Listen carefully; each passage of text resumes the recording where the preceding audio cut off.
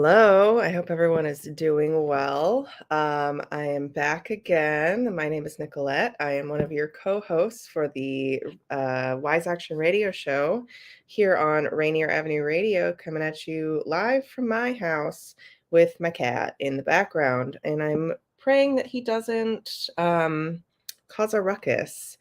I'm expecting Johnny here soon. We'll see.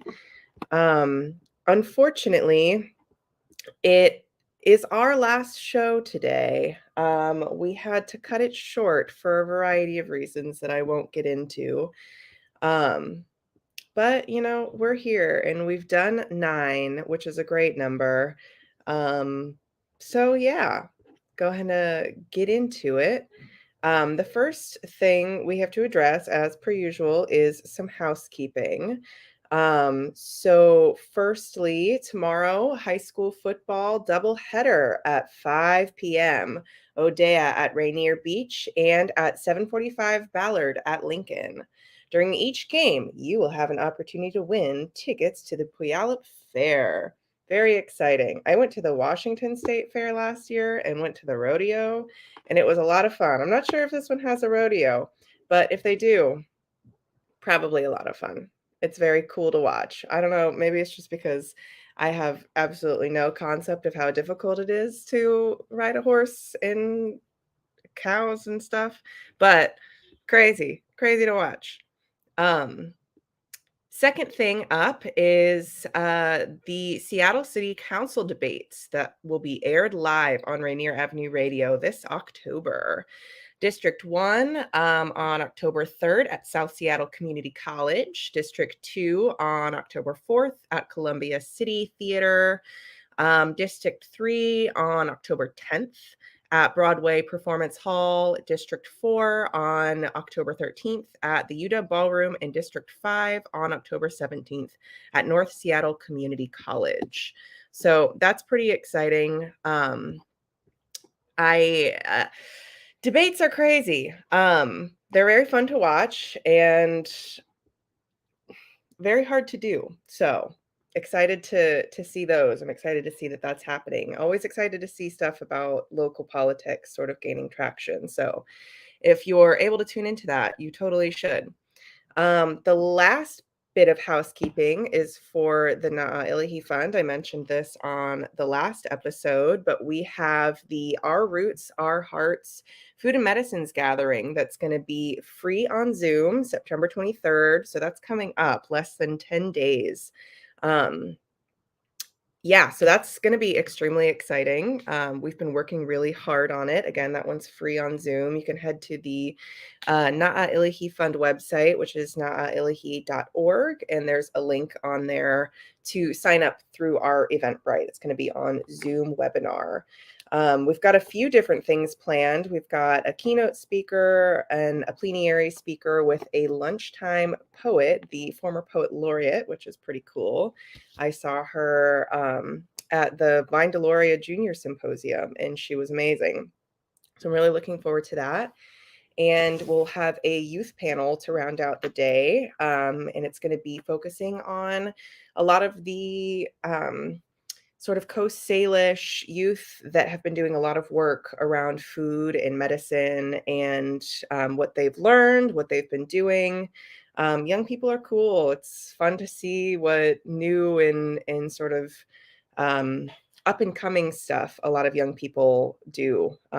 So I'm really excited to hear about that and get some more information, because it's going to be a variety of people coming from a bunch of different professions and backgrounds. So I'm looking forward to that. So yeah, that is the bit of my housekeeping. I can hear in the background my cat going through stuff in the background, which is part of the reason why it's not so fun to do this from home, because there's a million other things happening at the same time. And I was hoping by now, maybe we'd have my co-host on, but I'm not seeing him at the moment. So I guess we can just go ahead and get started.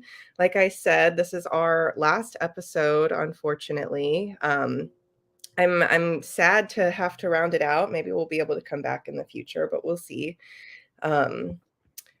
Yeah, so I'm working on kind of rounding out some other wise action stuff, and I was hoping to talk to Johnny about his trip to London. So hopefully he'll be on and we can talk about it. In the meantime, I guess some reflections on doing a radio show. This was not something that I think we really planned to do when I joined the team. It sort of happened to us.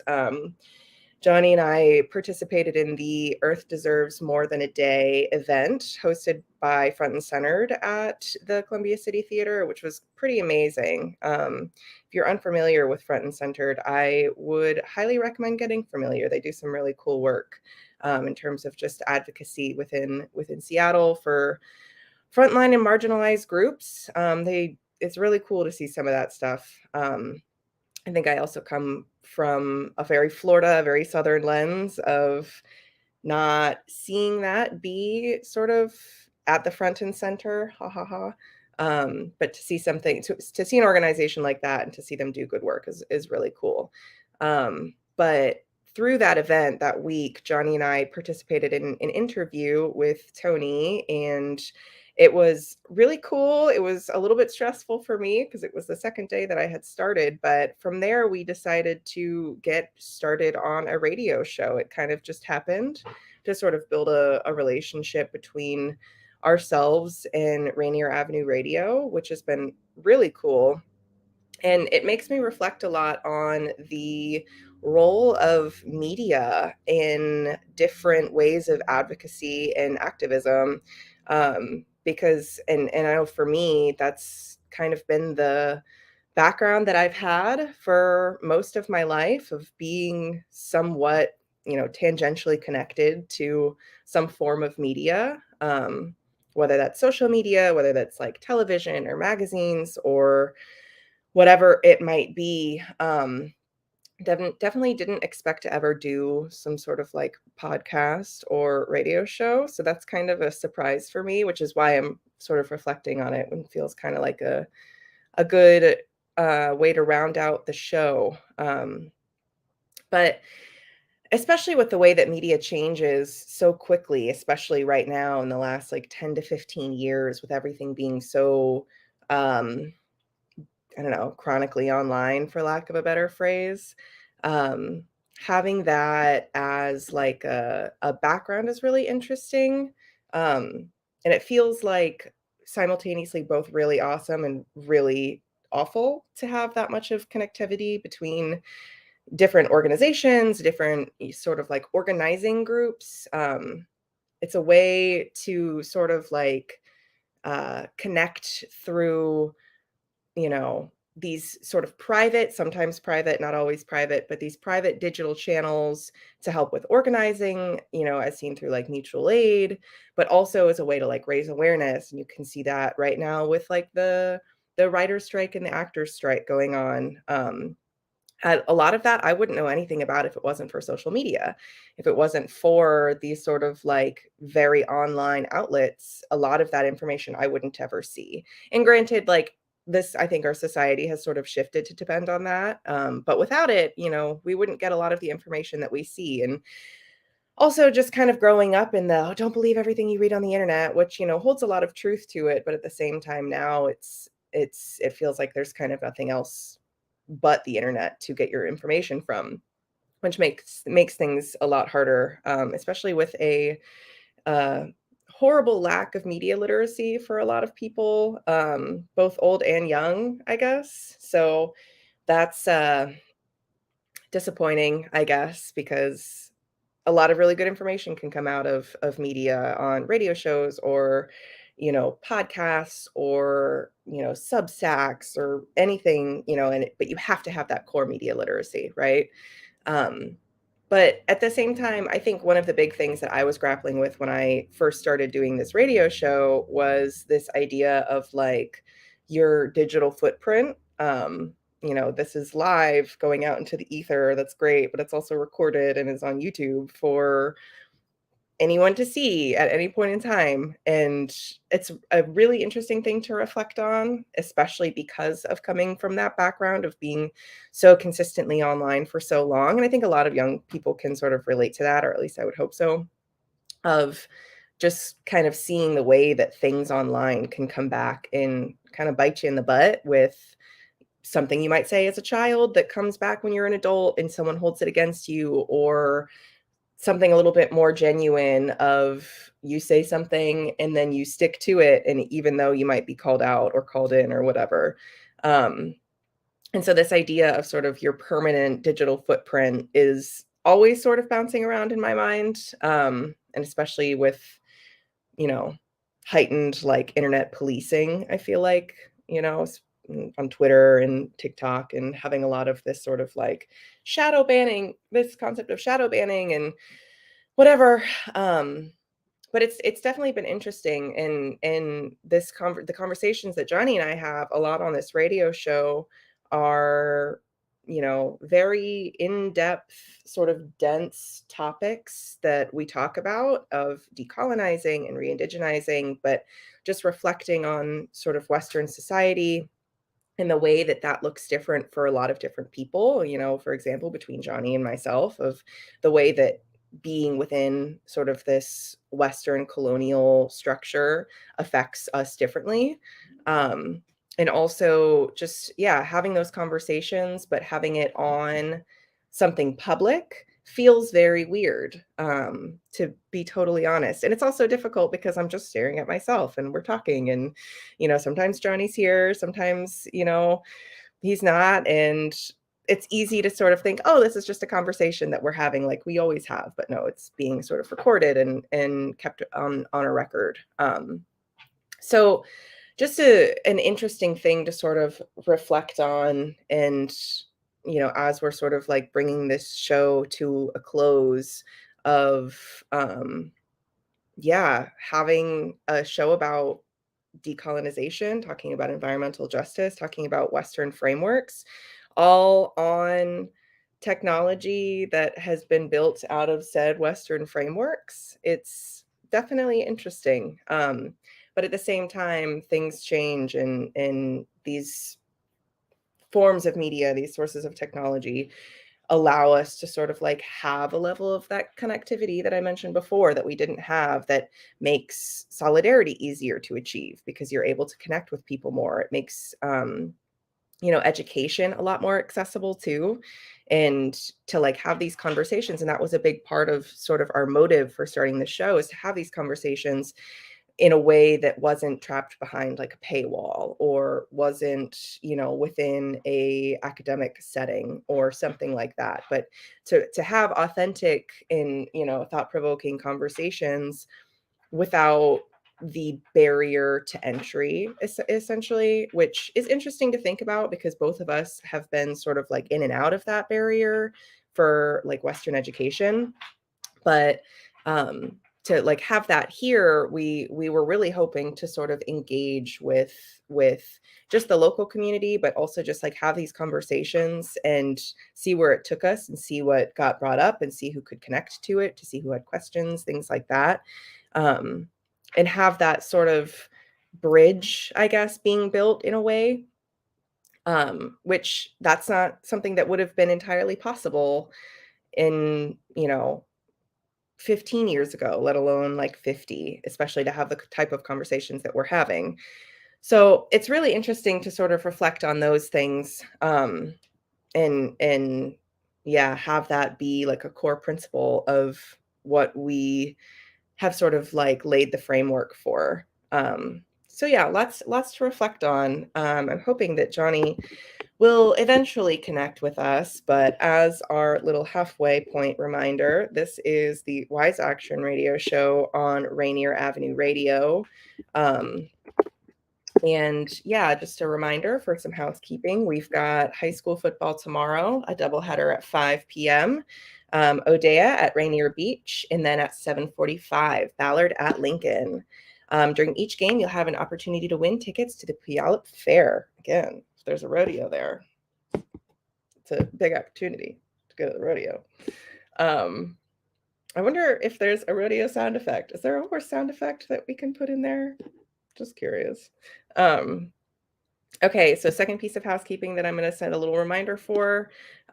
We have the city council debates that are going to be aired live um, on the Rainier Avenue Radio this October. District 1, 10-3, October 3rd at South Seattle Community College. District 2, we've got 10-4 or October 4th at Columbia City Theater. District 3, October 10th at Broadway Performance Hall. District 4 on October 13th at the UW Ballroom, and then District 5, 10-17 or October 17th at North Seattle Community College. Also, I've driven by North Seattle Community College, or I've gone by on the bus. Beautiful community college campus. Gorgeous. It's like amazing. It's very beautiful. Anyway, I had a little thought then. Oh, as I'm reading these, I kept thinking, I just recently read The Hunger Games, and reading this is like District 1, District 2 always has like leaves a weird taste in the back of my mouth of just like, oh, the districts. And yeah, definitely feels a little bit bizarre.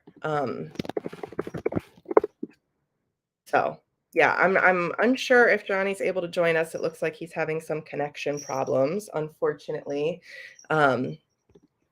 So I guess I'll just keep going. As I hope everyone loves listening to me talk as much as I apparently love listening to me talk. So yeah, where were we? Media and media literacy, media connectivity. Definitely, especially in the environmental world, I think media is a really important form of connection. But also one of the most divisive. And again, I'm coming from a lot of my sort of like perspectives are coming from growing up in Florida and having that as sort of like my background. But the way that media can also be sort of like this massive barrier, or I guess barrier isn't quite the right word, but maybe like red herring, in a way of just sort of like, look at this over here, look at this. And then you get distracted from something that's more important. Also, I'm not sure if anyone has been seeing this whole like extraterrestrial stuff that they've got going on somewhere. I think it's in Mexico, of like, apparently there's some like like skeletons of these aliens essentially that they have on display. And I just find it comical because at least on my side of Twitter, nobody cares. Everything's just kind of like, oh my God, aliens. And then everyone's like, okay, are they going to help, with taxes and the price of gas? No, we don't really care then. Which I personally find absolutely hilarious, because I think 10 years ago, this would have been the most insane thing that has ever, come to light. And now, because of how atrocious the world is, nobody cares about aliens, because why would we? Things are already bad enough here. Why would we be concerned for really anything to like distract us, I guess. But that being said, it is a distraction. That's a pretty obvious one, I think. And I think that approach is sort of starting to get worn out, of using different forms of media to keep people distracted over here instead of focusing on things that might be more important over here.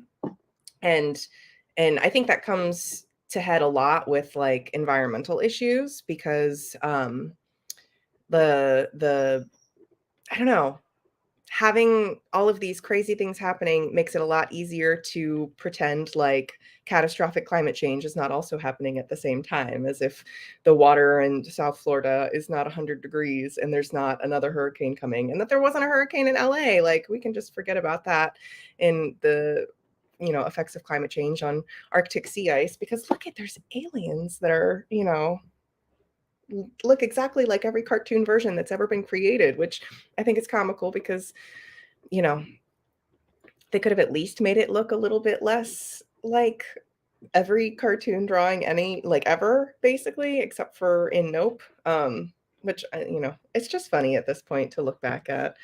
And I'm loving that I'm having this conversation with my digital footprint about aliens for our last episode, which is great. Um, so I'm thinking Johnny might join us here soon. And there he is, Johnny. Welcome. I hope Hey, you were what's up? hearing. I was talking about aliens and Oh yeah, yeah. the recent No, discovery. I was enjoying the show. Like, yeah, I was thinking, oh my God, you could do your own monologue. You can rock it out. Like, Yeah, the describe. problem was never that I had to talk for 30 minutes. I can do that. The problem is that I would just be talking for 30 minutes. So Well, it's entertaining. So. good to know. Well, in our last 9 minutes, how are you doing? How was London? How are we feeling? I was talking about the role of media in environmentalism and sort of how this show has affected us. So open to hear what your thoughts might be on that. Oh, I like the alien topic better, but Fair. That's so fair. yeah, yeah. No, it's really interesting. My uncle said before, and he said it numerous times. um we'll get to talking and chatting about like our creation stories, and it's like super knowledgeable, and I forget where we're introducing ourselves, and he's like a master like culturist and does a bunch of stuff, and um he's like at a master like weavers conference, and uh we him and I were talking about aliens and outer space and stuff like that, and Um, he goes, "We're aliens." He goes, "We're aliens when you think about it, because we come from the stars, like an original Mm, creation." He mm-hmm. goes, "So he goes, we're aliens," and I I actually used that intro a couple of times in public spaces, and Nice. yeah, so yeah, I love the whole uh, concept about being alien. So. Yeah, it's funny you say that too, because I was talking with some friends recently about what our favorite like conspiracy theories are. And a friend of mine was saying that hers was that there are aliens or that we're descended from aliens or something about aliens because so many like cultures historically have like like some receiving something from the sky as a part of their like cultural history. So that's a really interesting concept. Maybe I should stop bashing on the alien media so much. Well, the one that is going around right now, that's kind of BS. I'm not taking too much stake in that one, but this conversation feels a little bit more like poignant. Okay, yeah, yeah, yeah. Don't stop bashing on the other stuff, because yeah, they need a bashing. But yeah, it's interesting to think about, uh, especially in the context of, and I've been thinking about this a lot lately, especially like in London. Uh, it's like what is it called? Uh, Fitting in Mm, versus belonging. And fitting in is just a very superficial thing, right? And mm-hmm. where belonging is this like holistic well-being, deeper connection, and etc. Feel safe, and all of those things, and it hits a lot of like the chemistry. It's really positive within holistic well-being and somatic, in our body and all parts, and um, you know, like being alien. I felt like an alien uh, in London, and Mm-hmm. um, but uh, I decolonized the space. My friend, you met her, Kiara, at the Paramore concert. So she came and spent time with me the day before, um, and took me to the airport, and um, she said, "Don't forget who you are and where you come from." And like, you're a dreamer, and she's done all of this research on my people and ancestors and family, um, and so when so yeah, of course, I felt like alien. I didn't have any like belonging. I didn't see any indigenous people over there, with Mm-hmm. all of the millions of people. Um, maybe every now and then, but it was like super rare. Um, so even fitting in was difficult.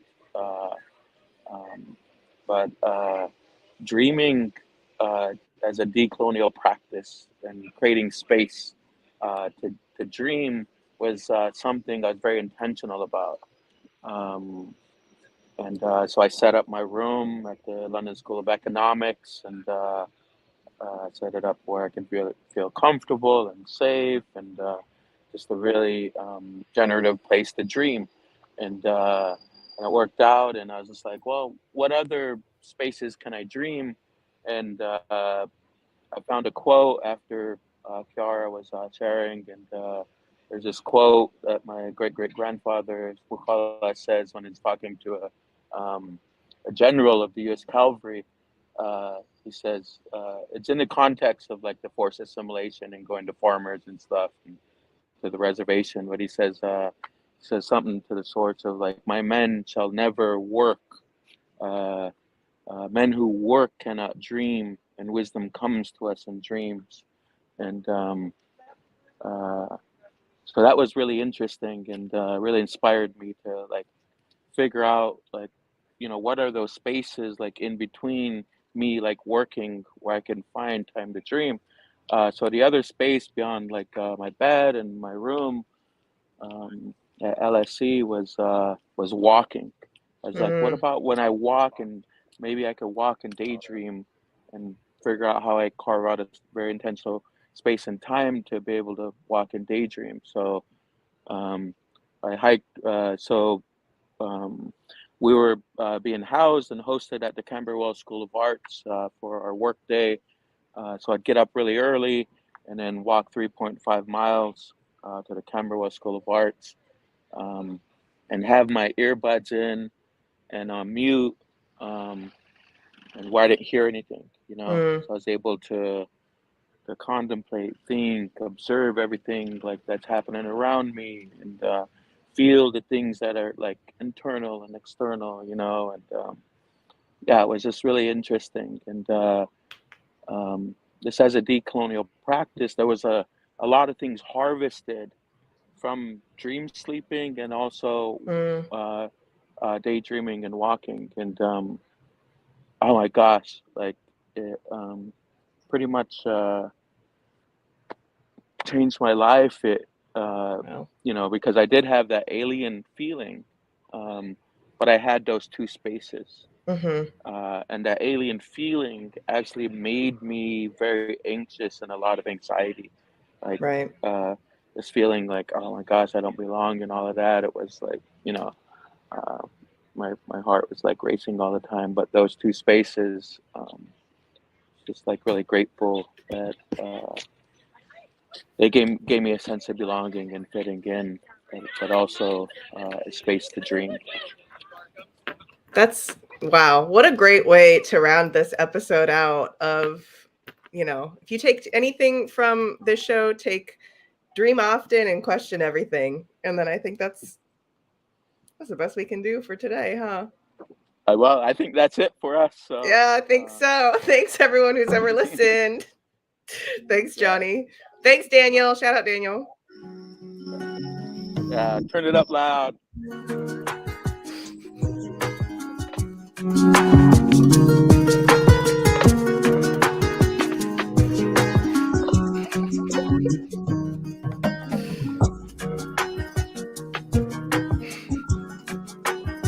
Thank you, Pico Cassini, for the music. Thank you, NIF. Thank you, Rainier Action Radio, for holding it down. D Money, you're always there for us. D Money. Yeah, sorry I didn't have a snack.